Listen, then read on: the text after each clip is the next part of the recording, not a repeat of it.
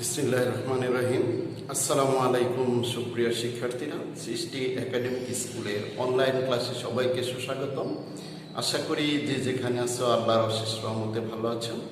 আজকে আমি উচ্চতর গণিতের প্রথম অধ্যায় অর্থাৎ সেট ফাংশন সংক্রান্ত বিষয় নিয়ে আলোচনা করব। প্রথমে আমরা জানব সেট কি। তারপর সেট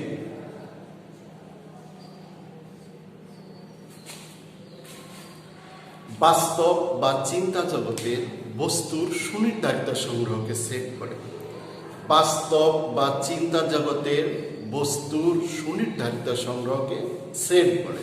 যেমন লক্ষ্য করো, এ যদি একটা সেট হয়, এ 1 2 3 ডট ডট, বি একটা সেট হইতে পারে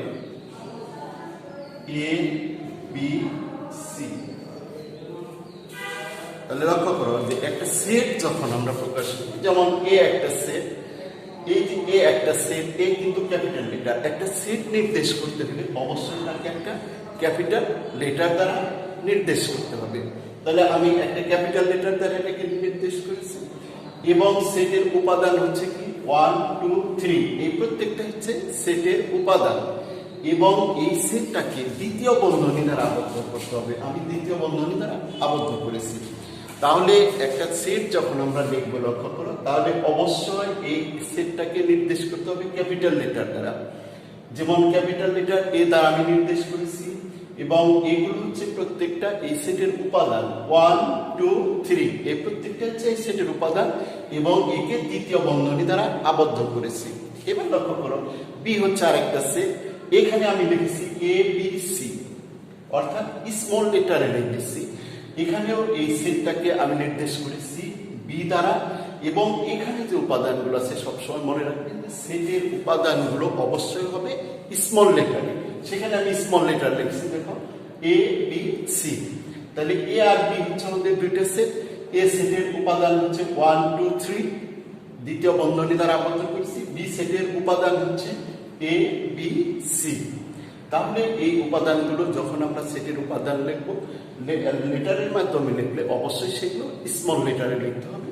আর সেটটাকে যখন আমরা নির্দেশ করবো অবশ্যই ক্যাপিটাল লেটারে লিখতে হবে। এবার দেখো, সেট প্রকাশের কয়টা পদ্ধতি আছে? সেট প্রকাশ করার জন্য দুইটা পদ্ধতি আছে। একটা হলো সেট গঠন পদ্ধতি এবং তালিকা পদ্ধতি। একটা হচ্ছে তালিকা পদ্ধতি,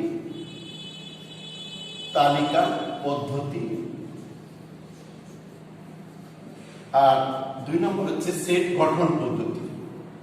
তালিকা পদ্ধতি এবং সেট গঠন পদ্ধতি।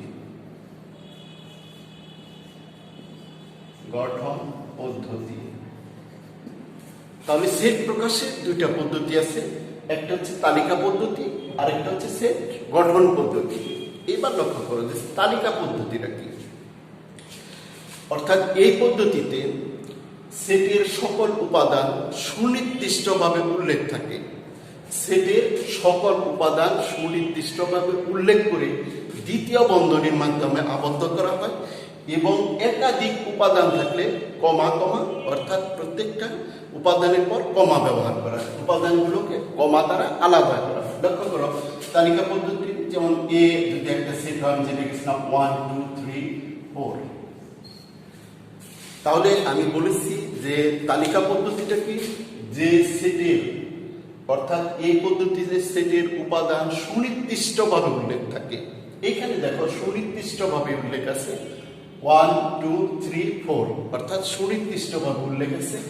এবং আমি বলেছি যে উপাদানগুলো সুনির্দিষ্টভাবে উল্লেখ করে দ্বিতীয় বন্ধনীর মধ্যে আবদ্ধ করা হয় এবং একাধিক উপাদান থাকলে কমা দিয়ে উপাদানগুলো আলাদা করা হয়। লক্ষ্য করো, তাহলে এ একটা সেট, ক্যাপিটাল লেটার লিখছে, উপাদান 1 2 3 4, এগুলোকে দ্বিতীয় বন্ধনী দ্বারা আবদ্ধ করেছি এবং একাধিক উপাদান থাকাতে এখানে কমা কমা দ্বারা আমরা আলাদা করেছি।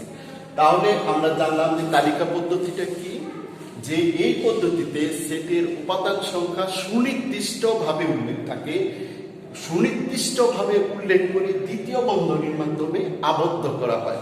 দ্বিতীয় বন্ধনীর মধ্যে আমরা আবদ্ধ করেছি এবং একাধিক উপাদান থাকলে কমা কমা দ্বারা উপাদানগুলোকে আলাদা করা। দেখো আমি এখানে আলাদা করেছি।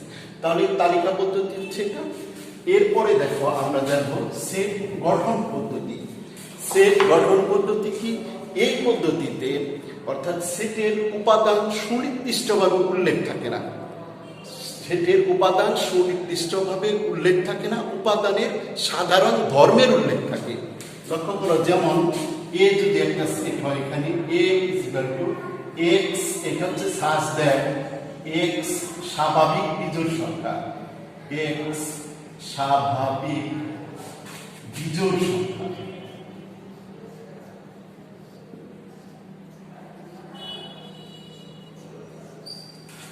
তাহলে এক্স স্বাভাবিক বিজোড়, দেখো আমরা এখানে লিখবো, লিখতে পারি এক্স স্বাভাবিক বিজোড় সংখ্যা।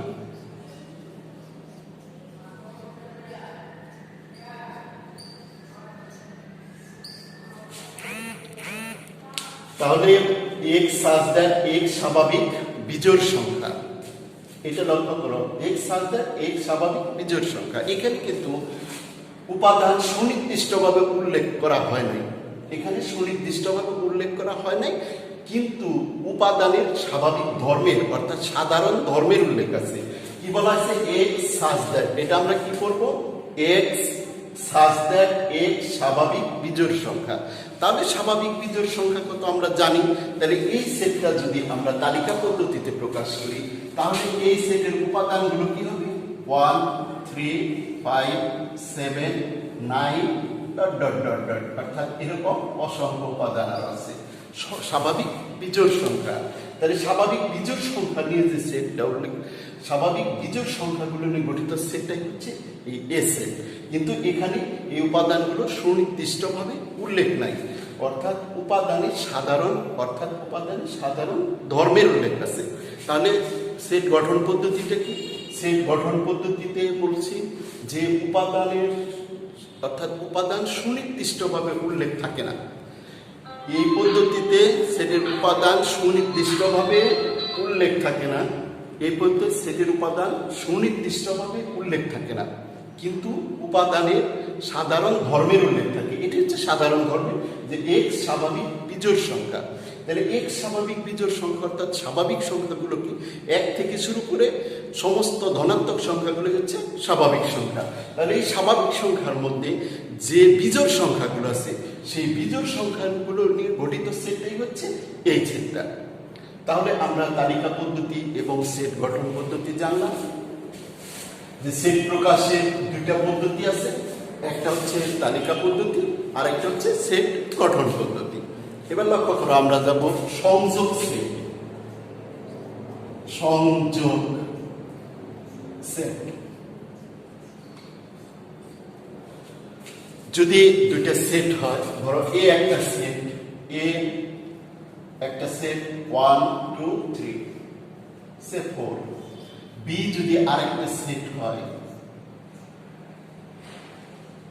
5 6, অর্থাৎ সংযোগ সেটটা কি? দুইটা সেটের মধ্যে যে কমন আনকমন উপাদানগুলো আছে সবগুলো উপাদান নিয়ে গঠিত সেটটাকে তাদের সংযোগ সেট বলা হয়। সংযোগ চিহ্নটা কি সাধারণত? এই চিহ্নটাকে বলা হয় সংযোগ বা ইউনিয়ন।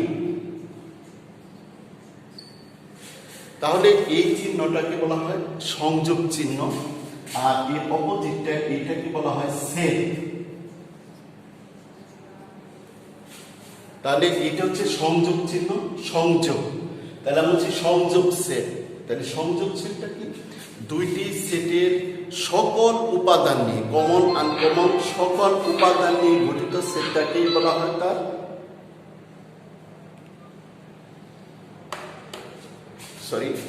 তাহলে দুইটি সেটের সকল উপাদান নিয়ে গঠিত সেটটাকেই বলা হয় তার সংযোগ সেট। যেমন এ আর বি হচ্ছে দুইটা সেট, তাহলে এ এবং বি সেটের সংযোগ সেট অর্থাৎ এই দুইটা সেটের কমন আনকমন সকল উপাদান নিয়ে গঠিত সেটটাই হচ্ছে তাদের সংযোগ সেট। লক্ষ্য করো, যদি আমরা সংযোগ সেট লিখি, তাহলে এ হচ্ছে সংযোগ বি, তাহলে এই চিহ্নটা হচ্ছে সংযোগ। তাহলে এ সেটটা আমরা আগে লিখলাম 1 2 3 4, তারপর আছে সংযোগ চিহ্ন, আমরা সংযোগ চিহ্ন লিখলাম এরপর হচ্ছে বি সেটটা হচ্ছে 5 6। আমরা একটা সেটে একই উপাদান একাধিকবার লেখা যাবে না, একটা সেটের মধ্যে একই উপাদান একাধিকবার লেখা যাবে না, একটা উপাদান একবারই লিখতে হবে। তাহলে লক্ষ্য করো এ সংযোগ বি, আমি কি বলছি যে দুইটা সেটের মধ্যে সংযোগ তার কি বোঝাচ্ছে যে দুইটা সেটের মধ্যে যে উপাদানগুলো আছে তাদের কমন আনকমন সব উপাদান নিয়ে গঠিত সেটটা হচ্ছে তাদের সংযোগ সেট। তাহলে এই যে সংযোগ সেটটা কি হবে, কমন আনকমন সকল উপাদান নিয়ে। তাহলে প্রথম সেটের উপাদান নিয়ে আমরা লিখলাম 1 2 3 4, সবগুলোই লিখছি প্রথম সেটের। এরপরে এই সেটে আছে কত 5 6, এখানে আর 5 6 নাই, তার মানে একই উপাদান একাধিকবার লেখা হচ্ছে না, তার মানে 5 6। তাহলে এই যে আমি একটা সেট লিখছি এ এবং আরেকটা সেট হচ্ছে বি, অর্থাৎ সংযোগ সেট বলতে আমি বলেছি যে দুই বা ততোধিক সেটের সকল উপাদান অর্থাৎ কমন আনকমন যত উপাদান আছে সবগুলো উপাদান নিয়ে গঠিত সেটটাকে বলা হয় তার সংযোগ সেট। আরো একটা সেট হইতে পারতো, এখানে আমি দুইটি সেট নিয়েছি, এই জন্য বলছি দুই বা ততোধিক সেটের সকল উপাদান নিয়ে গঠিত সেটটাকে বলা হয় তার সংযোগ সেট। তাহলে এ সংযোগ বি বা এ ইউনিয়ন বি, বা এ সংযোগ বি ইকুয়াল টু কত আসছে আমাদের কমন এই দুইটা সেটের সকল উপাদান নিয়ে গঠিত সেটটাই হচ্ছে আমাদের সংযোগ সেট। এরপরে আমরা যাব সেটটা কি লক্ষ্য করব, সেট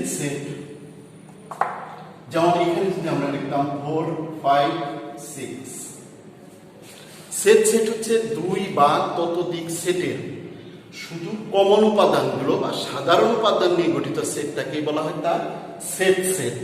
তাহলে সেটের চিহ্ন হচ্ছে এটা আর সংযোগের চিহ্ন হচ্ছে এটা। তাহলে দুই বা ততোধিক সেটের কি সাধারণ বা কমন উপাদান নিয়ে গঠিত সেটটাকে বলা হয় তার সেট।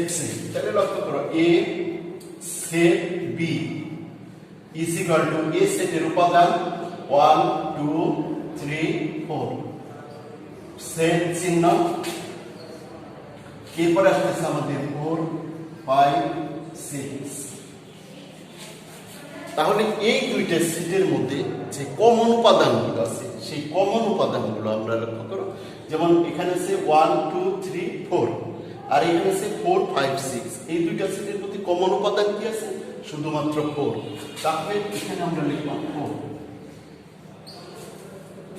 তাহলে দুই বা ততোধিক সেটের সাধারণ বা কমন উপাদান নিয়ে গঠিত সেটটাকে বলা হয় তার সেট।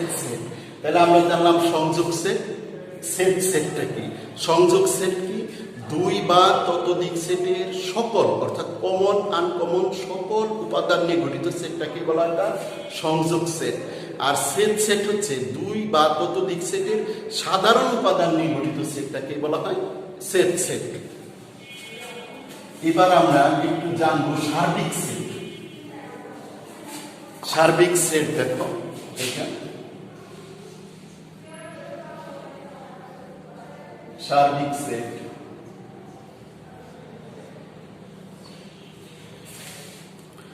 গণিতে আলোচনাধীন সকল সেট একটা নির্দিষ্ট সেটের উপসেট হয়ে থাকে, ওই নির্দিষ্ট সেটটাকে বলা হয় সার্বিক সেট। যেমন সার্বিক সেটকে সাধারণত ইউ দ্বারা নির্দেশ করা হয়, এটাকে নির্দেশ করা হয় ইউ দ্বারা। ইউ হচ্ছে ইউনিভার্সাল সেট।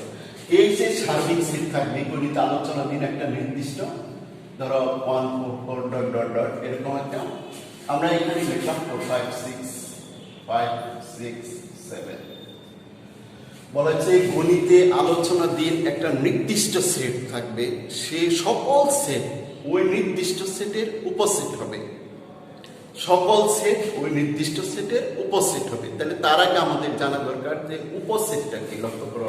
যেমন এ একটা সেট যদি হয়, এ সেটের উপাদান 1 2 3, বি যদি আরেকটা সেট হয়, এ সেটটা যে 1 2 3 4। তাহলে এ হচ্ছে একটা সেট, এর উপাদান হচ্ছে 1 2 3 এবং বি হচ্ছে অপর একটা সেট 1 2 3 4। তাহলে উপসেটটা কি খুব ভালো করে খেয়াল করো যে এ সেটের প্রত্যেকটা উপাদান যদি বি সেটে থাকে, এ সেটের প্রত্যেকটা উপাদান যদি বি সেটে থাকে তাহলে এ সেটকে বি সেটের উপসেট বলা হয়।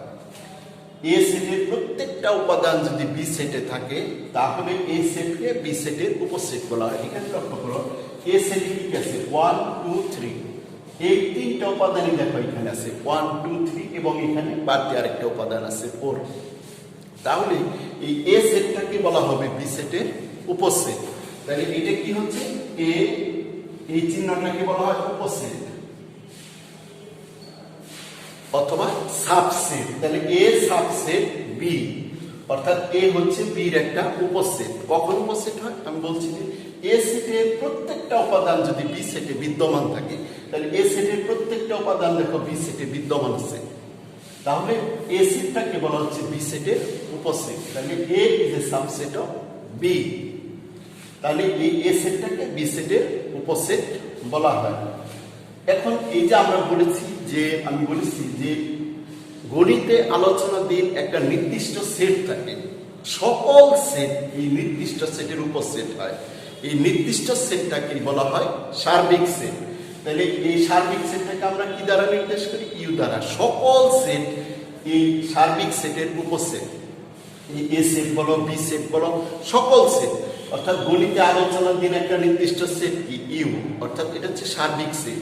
সকল সেটই এই সার্বিক সেটের উপসেট। এই জন্যই বলা হয়েছে যে গণিতে আলোচনাধীন একটা নির্দিষ্ট সেট থাকে এবং সকল সেটই ওই নির্দিষ্ট সেটের উপসেট হয়। তাহলে সকল সেটকে ওই নির্দিষ্ট সেটের উপসেট বলা হয়।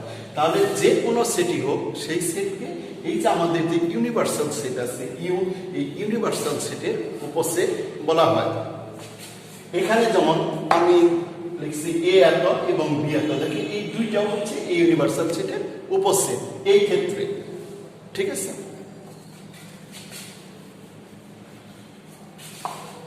সুপ্রিয় শিক্ষার্থীরা, সেট সংক্রান্ত বিষয় নিয়ে কিছু আলোচনা করা হয়েছে এবং পরবর্তী বিষয় নিয়ে আরো আলোচনা করব। আজকের মতো এখানেই শেষ করছি। আসসালামু আলাইকুম।